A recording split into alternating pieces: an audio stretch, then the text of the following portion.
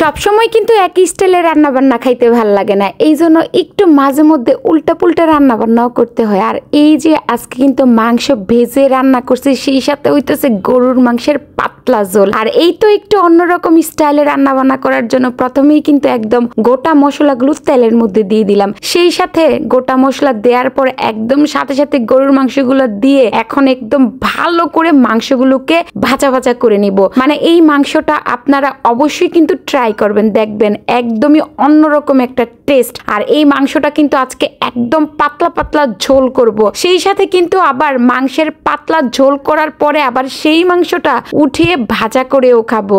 এই তো গরুর মাংসটা ভাজা ভাজা করার পর তারপর কিন্তু আমি আদা রসুন পেস্ট, হলুদের ফাঁকি, মরিচের ফাঁকি, লবণ দিয়ে ভালো মতো এখন আবার নাড়াচাড়া করে নিব।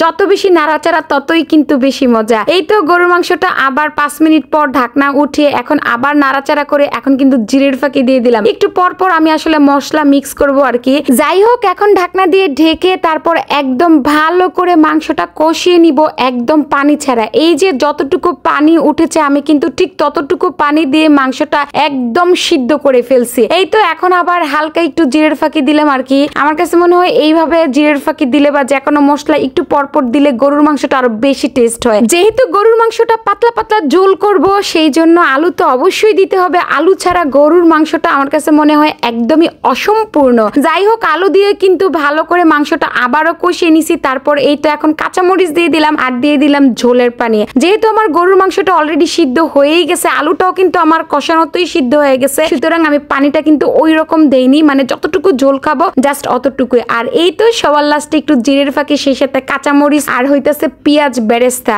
মানে এইভাবে আপনারা পাতলা ঝোল যদি গরুর মাংস করেন, আপনারা যদি এইভাবে পেঁয়াজ দিয়ে সবার লাস্টে একটু বাগার করেন, তাহলে দেখবেন মাংসের টেস্টটা কিন্তু 1000 গুণ বেড়ে যায়। এটাও কিন্তু একটা টিপস। যাই হোক, মাংস তো রান্না বান্না কমপ্লিট। তো এখন কয়েক টুকরো মাংস আমি একটু উঠিয়ে নিছি ভাজার জন্য। এইভাবে মাংস একটু ভেজে খেয়ে দেখবেন কি মজা। আমি কিন্তু প্রায় সময় এই কাজটা করি, মানে যেদিন গরুর মাংস রান্না করি সেদিন আমি কয়েক পিস মাংস এরকম উঠিয়ে তারপরে দেখা যায় ভেজে খাই। আর এই তো এই দিক দিয়ে কিন্তু আমি কলিজা ফ্রাই করছিলাম, সেই সাথে গরুর মাংসের ফ্রাই, আবার হচ্ছে গরুর মাংসের পাতলা ঝোল, আর সাথে তো আছে গরম গরম ভাত।